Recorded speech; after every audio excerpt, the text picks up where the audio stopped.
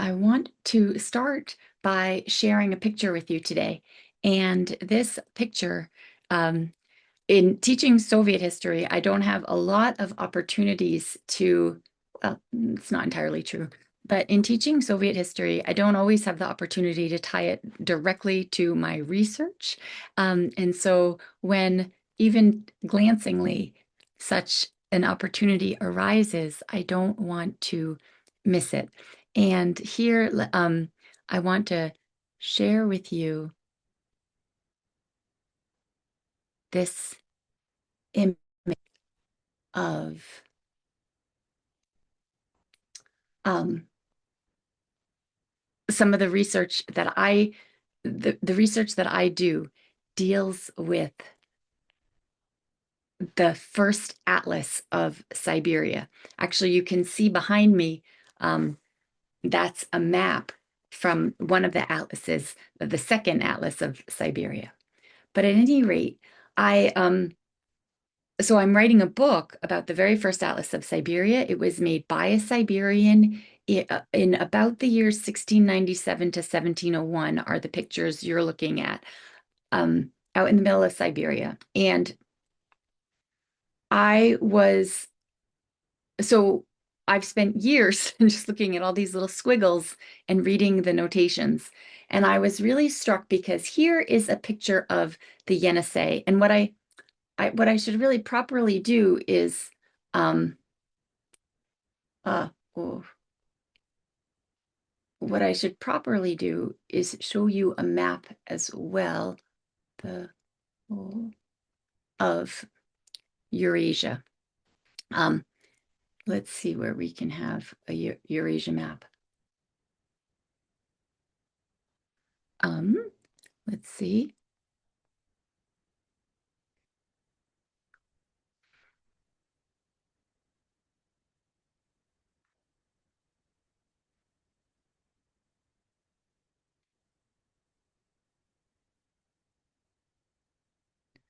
All right.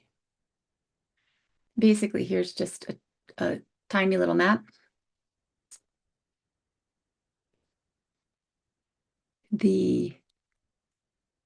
All right, so here's a picture of Russia. You know, where was Agafia and the Likovs? Where did they go? So here's Moscow, and they actually lived not quite in Moscow, but they came, they ended up all the way here off of a river off the Abakon near the Yerenat River, which is flows into the Abakon River, which flows into the Yenisei River. And that's where they lived. And just to kind of reiterate, both of our stories, right? The story of Yevgenia Ginsburg and the story of Agafia Likova, or actually her family, because she was just born once they'd already escaped or fled. You know, we had this story of these two different women whose lives were deeply, deeply affected, shaped even by the Stalinist terror. And one of the families, so the Likovs were kind of poor, low-class people that were, uneducated but deeply religious in a time when it was un it was unsafe to be deeply religious. And the question was asked earlier by Lily, what happened to religion? And if early on the Bolsheviks came on with tremendous enthusiasm to abandon religion, they walked that back. They understood that it wasn't going to happen. And I kind of think that even though the word for thank you in Russian remains spasiba, spasibog is um, what the root is referencing. So they did make attempts to eradicate language, but unsuccessfully in some ways. And similarly, they were unsuccessfully in entirely eliminating religion. But the Likovs, his brother was killed by the Bolsheviks, and Karp Likov, whom we don't know a lot about, made the decision, packed up their 17th century Bible that they somehow had. So that even that they possess that Bible um tells me they weren't total like they had some books and a big valuable book. Um, but at any rate, and he just moves the family to escape. What are you going to do? Will justice be served? Like so many of you wrote about how Ginsburg, her mother-in-law says, just escape, just get out of here. And she, from an educated person, very much involved, invested in the system, believes that's a primitive, cowardly way to respond. Why would she when she's in the right? Karpelikov, on the other hand, didn't have. He made the choice to leave, to flee, and so they went out to this very, very remote place. They didn't even understand. We're told that, or they had no awareness that World War II came and went. Another really just societal turning point in the Soviet Union that brought so much death and disruption. Anyway, so here's where they were, and here is a map of this that I study. It's 164 maps, and it's mostly kind of just bit by bit by bit of the river. Unless you be mistaken, those grid lines on the map, they are not longitude and latitude maps. They are what I understand to be just kind of grid marks to help copying. As I said, this map on the back is like the second nicer version. And so many of these maps were kind of copied. And so these lines aren't longitude or latitude, they are aids in copying. Anyway, I don't expect you to, I know that we can't read all this, but here is the Abakan River on this map. You can see it with my pointer. We don't even see the tributaries into it, the Yeranet. We don't know exactly where it is. But down here, this notation right here says, and if I can lead it up, says, Kedri, aprich sivo v step nishta. And what that means is like, here there are pine nuts. Some of you have bought pine nuts at the store. They are viciously expensive right now, but they come from these kind of, well, like cedar-like trees, a variety I won't mispronounce the Latin name of right now. And inside they can be very tricky, hard to kind of get at, but you get at these little white, narrow seeds. And in the Smithsonian piece that you read about the Lickoffs, it says that during one of the foods that held them over was eating pine nuts. That for whatever reason yeah, that was one of the foods that they reported that they ate to stay alive. And so I found it so remarkable to have kind of this notation on this map near the source of the Abakan waters that says, here you find some pine nuts, and after this, once you get out in the steppe, there's nothing else to eat. That is a notation from the late 1600s, and then fast forward into the 1930s, 2.5 centuries later, we had this family that kind of found itself in a remote place and also ate that. So I just wanted to share that with you from that very old squiggly map from Siberia, that it seems like, I mean, when I read that map, well, this gets into kind of the things that source tells me. It sort of tells me there was some knowledge about this great space that got passed on. Okay, now let's move to and before we so now I want to move on and we'll talk more about the 20s. Um,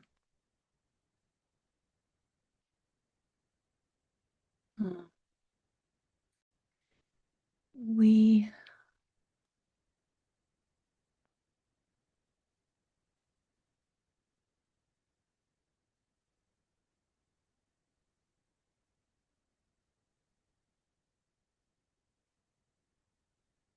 Here we go. I cannot give a portion. Advanced portion screen.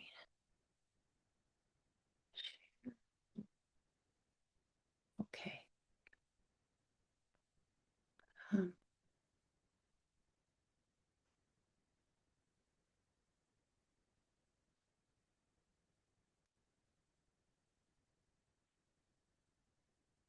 okay. When we left off, we were, oh, pardon me one moment.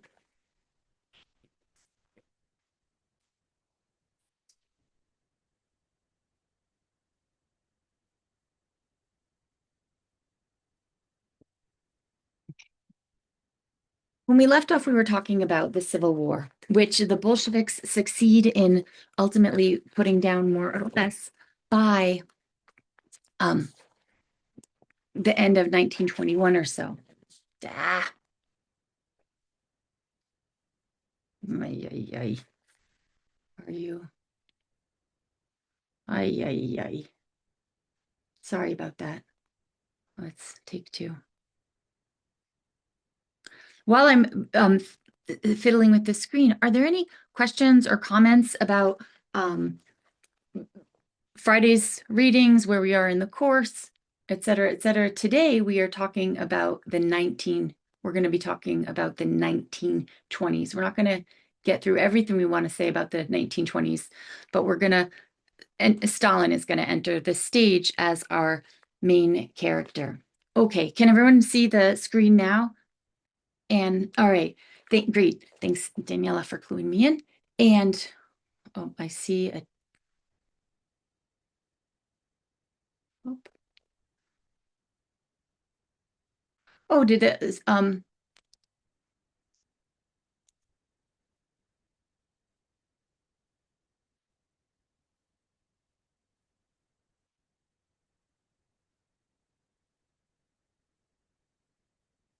Oh, Patrick, you're great. Actually, okay, I didn't actually assign the Smithsonian article, but I will share that link with you and you can read it. And in that article, the Smithsonian Magazine did an article about the family, and one of the things that they point out is that in a time of real hunger, they survived on pine nuts. Okay, thank you, Patrick. All right.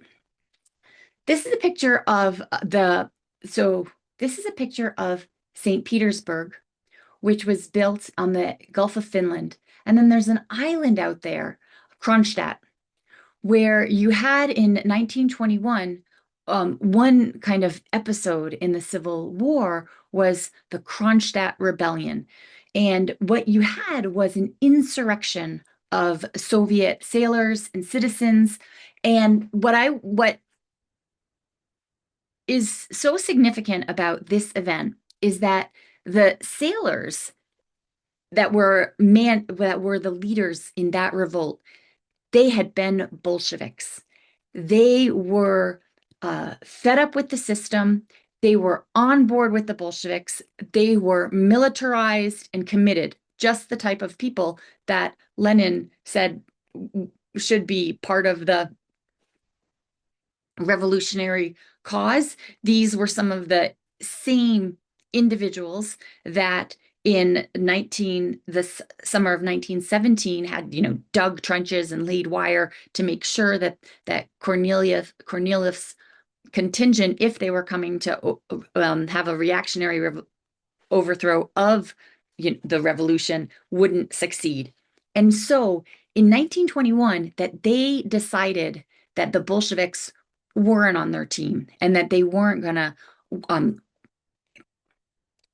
work for that cause anymore was a very telling moment. And no less telling that the Bolsheviks brutally suppressed, used the Red Army to brutally suppress their own in ending the Kronstadt rebellion. George Orwell, also said in his story, he said, I wanted the turning point to be the moment when the moment when we know that the leaders of the revolution are keeping things for themselves. They're not redistributing things as promised. that should have been the turning point. And in some ways, there we did have an early turning point. Um, the Kronstadt rebellion is a moment where you had committed revolutionaries who said this isn't what we signed up for, but they didn't succeed. They were brutally suppressed by the regime, and the regime kind of continued in order to hold power, became increasingly repressive. And as I mentioned before, some have said, and I don't say this as an apology for the Bolshevik regime at all, they are forged in war, in violence, and in resistance. And so there's been much debate. Could they have been anything other? Um, and in the context of that debate, the it's pointed out that that violence, purging, is is part of the very world in which they emerged.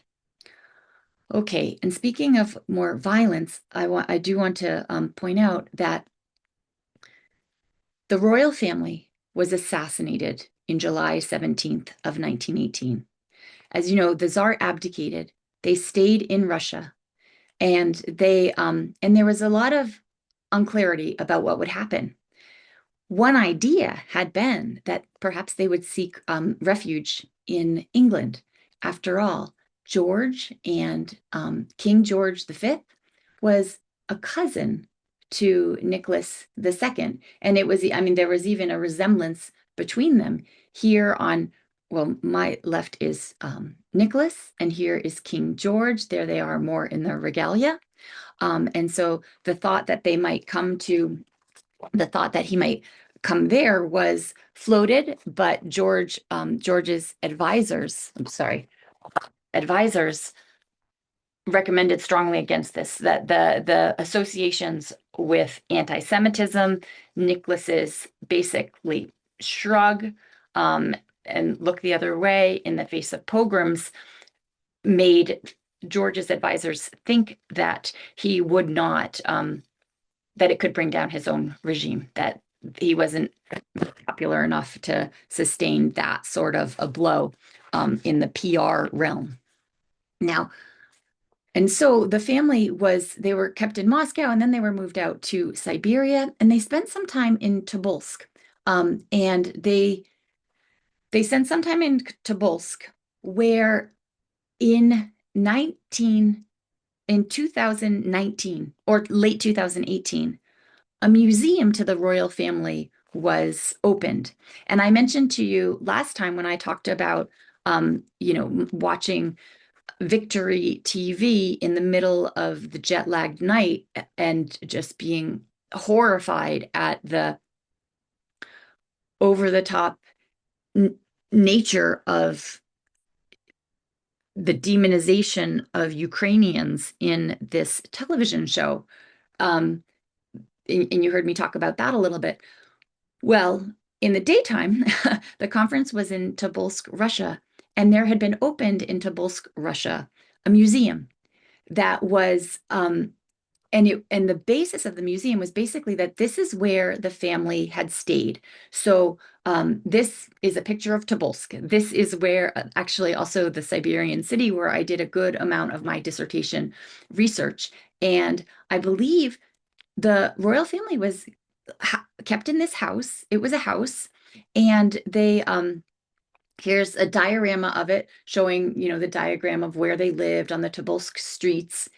And when the family, before they were killed, and it remains unclear when the Bolsheviks made the call that they would kill the family, but one thing we do know is that probably Lenin let leak kind of secret information that the Bolsheviks had been assassinated into the international community to essentially crickets. And it's in the wake of that the Bolsheviks on July 18th, 1917, did execute the family. They In weeks prior to that, though, they had moved the family from Tobolsk to Yekaterinburg. Why did they move them? Well, probably because as the Civil War is going on, as you also read in Chicago, the whites are kind of moving in that direction. And there was a real sense that if the whites succeed, if the whites succeed in freeing the royal family, that could be such a rallying point. It would no doubt be damaging for our cause. And so they wanted to make sure that that didn't happen. And they packed up the whole family. They actually separated Nicholas from his children and they left. When they left, while they had been there for some months, something like 600, somewhere between 600 and 800 photographs had been taken. And so this museum was based on the basis of it is kind of photographs from during this time. So here is even kind of a picture at home of the Tsarevich Alexei. Here are some other pictures of kind of the family relaxing. The girls there had been a horrible instance of um, lice and sickness going through. The girls had to crop their hair quite short and it was starting to grow back. And, there's Nicholas with his daughters and Alexis and Alex, his wife. Here they are having a picnic. Here are pictures of and some of the people associated with the family. When they took them away, that they actually had loyal family members, servitors that chose to well, so there was a little bit of choice. And you had one doctor, for example, that chose to stay with the family and went to his death. Basically, when they took them to Yekaterinburg, the family doesn't really know what's happening, and they woke them up in the night and they took them down with some maids and servants and shot them in a basement. The family had sewed many of the family jewels into some of their clothes in case they were able to escape for whatnot, that it might, buy them some things as they went. And those jewels acted as kind of barriers to the bullets that were being directed at them at close range. And so it's been reported that the children had the opportunity, they saw their parents die, and they didn't die right away. It took a good amount of gunfire. What I want to share to you about this museum is that once we went to it, I realized that this was a sympathetic telling of the royal family. It shows them in their daily life as real, normal people being kind to each other, praying, doing good works. And it was such a turn from any Soviet portrayal of the family. And it made me realize how did the Soviets portray this episode in their history? Well, pretty much when the museums that I went to, there would be like a desk with a pen and maybe the order from the some things saying there would be just a documentary, so very cold, not connected to the people. They covered this history.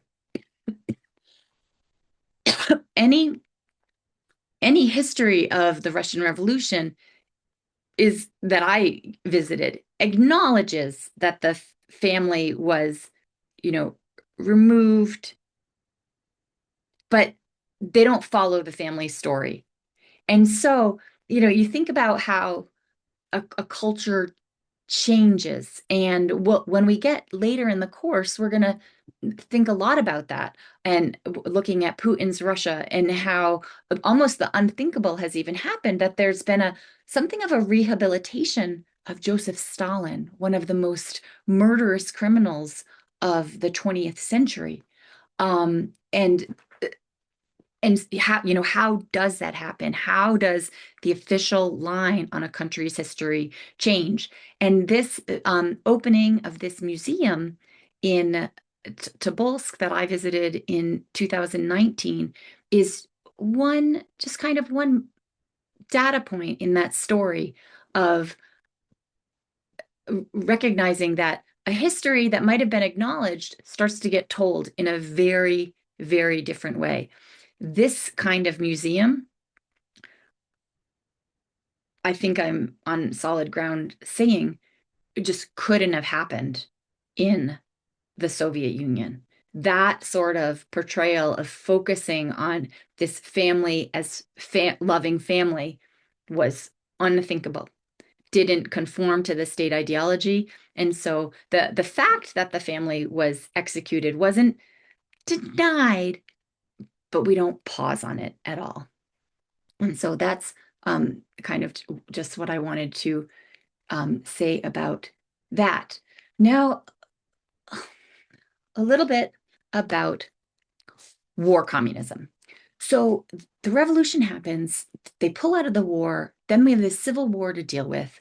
And and so, as is often the case during wartime, what is trying to be a government, and the Bolsheviks are in many ways, starting, I mean, not entirely from scratch because they appropriate institutions and power, but they are forging a government in the context of this war. And so war communism is that they nationalize the means of production and transport. They just say this is the state decides the state owns all the factories and the state owns the transport infrastructure. And they say no more private conduct, no more private commerce. We are liquidating private commerce, and it's going to be replaced by, oh, did that happen again? Yeah. Oh no, do you? I, sorry, I can't move my. Mm, here we go. All right. We're no more private commerce. It's going to be replaced by government distribution. And again, this is based on the understanding that capitalism is irrational. The goal was to efficiently allocate resources and maximize utility. Originally, it was supposed to be the real thing. This wasn't supposed to be temporary. This is supposed to be how the socialist epoch was going to run, according to historian Richard Pipes. But after it was failing, it just isn't working. The state backtracked and it started NEP, the New Economic Policy. And it was only in 1921 that the term war communism even emerges, kind of bracketing it as this episode to deal with the war. But what Pipes wants to say is that no, that wasn't the original intention. It's just that it didn't work. And, despite all the ideology in the world, a certain amount of pragmatism took hold where we have to do something different. And so if under war communism, everything's nationalized, state controls all the transport, private commerce is eliminated, government decides all the distribution, money is abolished, and instead there will be barter, which is regulated by the state, super inefficient, by the way. And that there's going to be an imposition of a plan for the economy. They'll come back to this. That's what Stalin does. And they introduce compulsory labor for all able-bodied men. I can remember visiting a family friend that they had one of those commemorative plates with the words around the edge with a Lenin quote saying "Kto nie работает, он не ест," that he who doesn't work won't eat. So welcome to your burgeoning socialist utopia. So that's what war communism is about, but it just isn't managing to get goods where they need to go. And so you had the initiation of NEP. Here's a poster for it. He says, из Россия Неповский будет Россия социалистическая. That NEP will lead. This was a slogan from Lenin that um, the NEP will lead Russia to become socialist. So, what does NEP involve here? So nicely, the acronym works in English just as it works in Russian, the New Economic Policy. And basically, it's some economic liberalization. They allow people to trade with each other, to kind of sell goods and buy goods that are needed and to move goods. So they just kind of allow some market activity. It also involves, in terms of foreign policy, and we'll kind of talk about this separately, that this phrase socialism in one country emerges. And that's the idea that we will focus on building socialism first in Russia or the Soviet Union. And the rest of world revolution will come later. Now, make no mistake, Marx's ideas to work in his vision, world revolution had to happen. That in the various proletariat heavy places of the world, you would have these revolutions, semi-simultaneous with a domino effect, but that in order for it all to work, you needed the elimination of the capitalist system. And so you actually have these Bolsheviks that are kind of fighting or trying to get out of World War I, who are also thinking we need to spend resources and send people into German cities to agitate among German workers, that the revolution, that proletariats of the world unite. And so there was a real understanding that this is how we're going to spend resources. And then you had the emergence of, and this, Trotsky being the greater theorist is very much of this permanent revolution. It has to keep happening. We can't just have this one episode here and then it stops. In order for it to work, it needs to be a worldwide thing. And so we need to commit to permanent revolution. We need to help proletariats in other part of the world also get to that revolutionary stage. And then there emerges this, we'll have socialism in one country notion. And now to be clear, all of these people would have said, eventually the revolution must spread. But it was more of a kind of practical, we will have socialism in one country first before we will really expend resources in a dedicated way to foment revolution anywhere. And it was Stalin that sort of came out on this side of, we'll have socialism in one country. This becomes an important point when we talk about the Cold War, because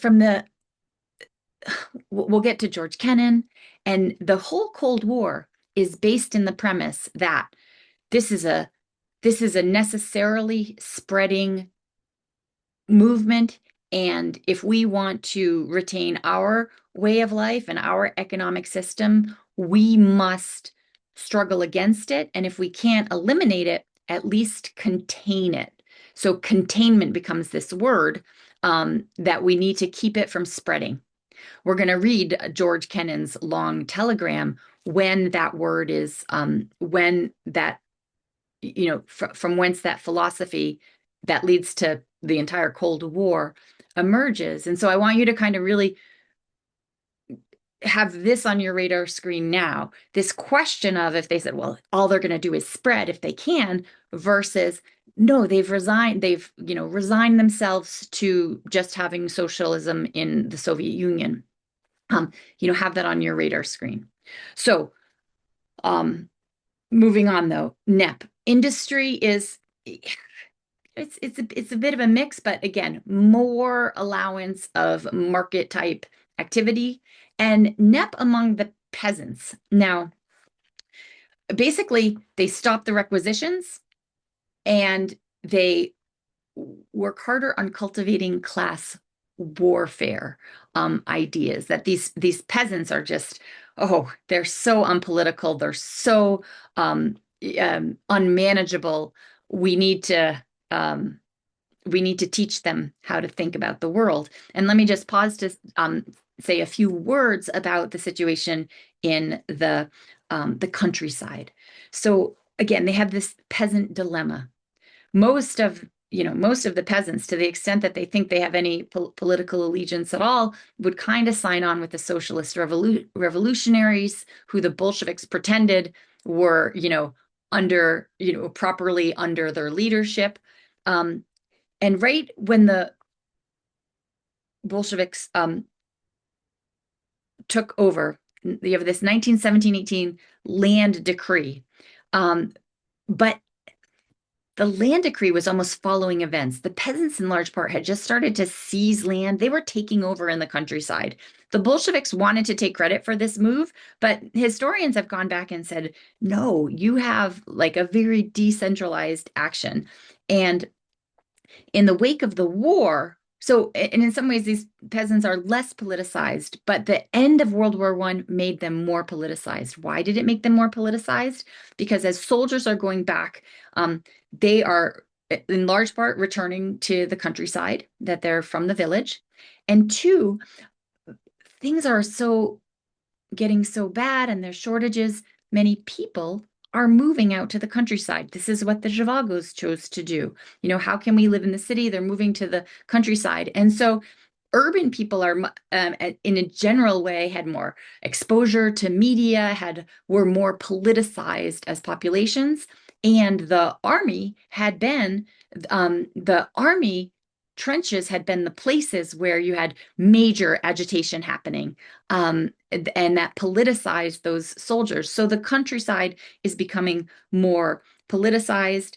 The peasants, however, they are not ideal revolutionary material. They're very patriarchal and they are very religious. So they are not jettisoning those aspects of their identity, much to the Bolsheviks' chagrin. And they couldn't really care less about the party. So they're not very good revolutionary activity, and the Bolsheviks, they need to feed the cities. And so they are engaging in grain requisitioning. They're just taking the food that peasants who are not living large in large part are growing. This is hugely unpopular. And so they do make this. So under NEP, they kind of backtrack. They backpedal a little bit and say, we have to stop. We just can't keep requisitioning like this.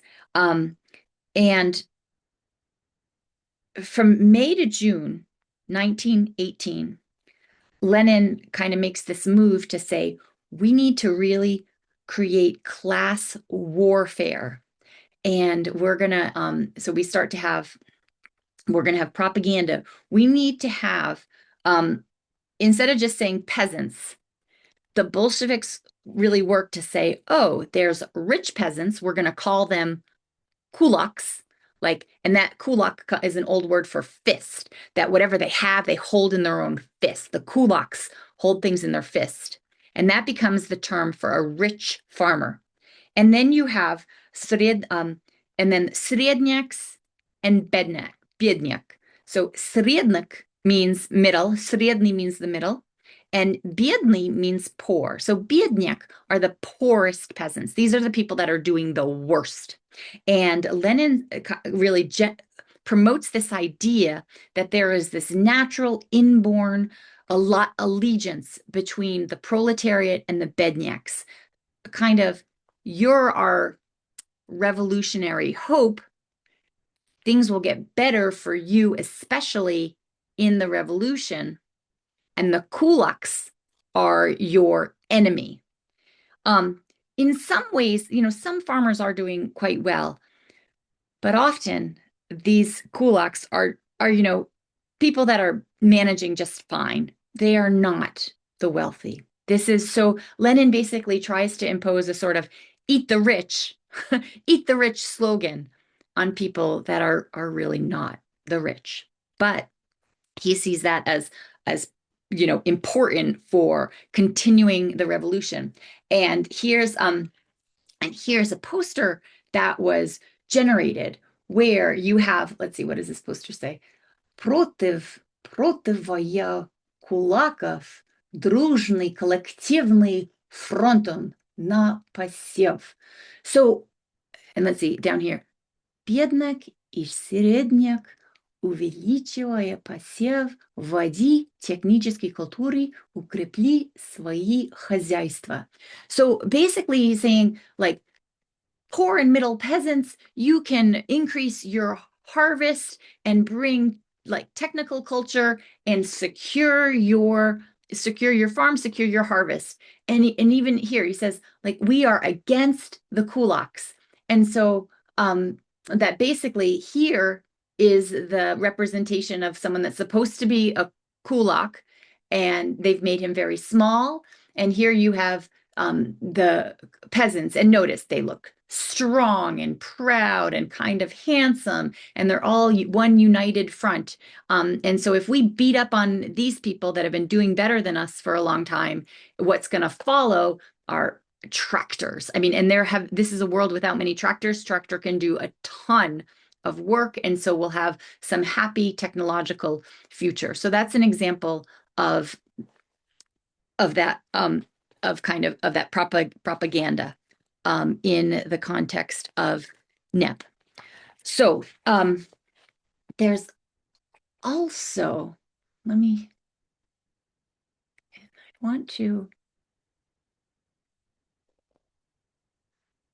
I also want to just spend a couple of minutes on in the 1920s, you have major famine in the south of Russia. And that famine is in part a result of drought plus, or rather, you're having the Bolsheviks requisitioning grain. And one way that the peasants react, these are the weapons of the weak. There's not much they can do. If you're going to take our grain, why should we even plant any? And so they plant less.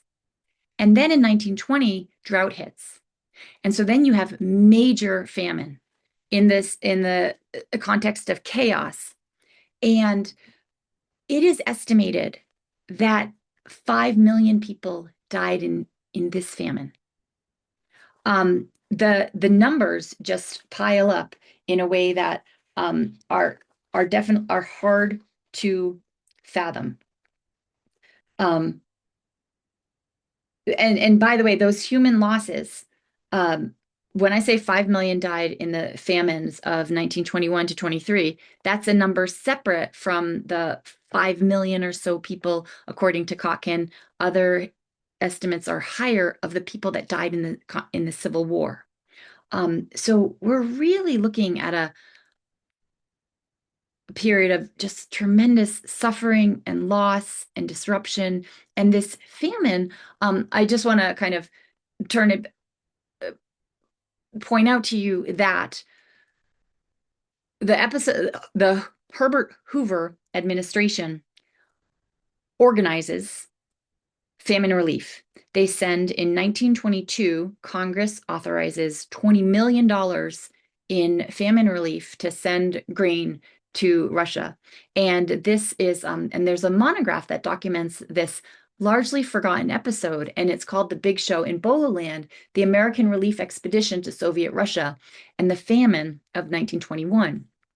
And it's written by Burt Patnaud. And I want to kind of point, I had the privilege of working with Burt Patnaud as a graduate student. So this is a book that he wrote. And he is also he was involved in making the documentary film that we'll watch later in the semester called Journey to Russia. It's inside our playlist on YouTube, but it's a documentary film about American college students on debate teams going to the Soviet Union to debate the virtues of a socialist versus capitalist society, just as Glasnost is getting started. And so Burt Patnaud was kind of one of the low-level people involved in making that film. I think it was even when he was a student himself. So we're going to watch that later. But I also am referring to, you to this work about the famine and the famine relief of 1920 and 21. And and again, visiting our questions of, well, let's see if I can bring you this picture without this is a picture of even a Soviet poster that was made, and it has America in the top and Голодающим Россия. So you have hungry people and an American ship of savior coming. And you also had this, you also have, here's a propaganda poster that the Soviets sorry, that the Soviets made themselves. Uh, Oh, pardon me. No, no, no. This is a poster that the Americans made where, they're learning some Russian, a gift of the American people, the American Relief Association, and you see a nice white woman wrapped in an American flag handing out some sort of kasha or food to hungry, barefoot Russian children. And these posters, they brought food, and they also brought these posters that they would kind of distribute at the train depots as their kind of as a move of soft diplomacy as well. And but after the ARA withdrew from Soviet Russia in 1923, its reputation and its legacy became increasingly vulnerable to every kind of Soviet slander. And by the 1930s, the party line, like approach number one was to never ever talk about this episode of American Help. But if you did need to bring it up, the approach was to call it Russia had been that the ARA was an arm of American espionage under the cover of philanthropy. There's some messy implications to all of that. Um, but we'll leave those aside for right now. And we'll wrap up here. On Wednesday, we're going to talk about Stalin's rise to leadership in the party and his great break and terror as well. Before we wrap up, any questions? All right. Have a good day. I will see you on Wednesday.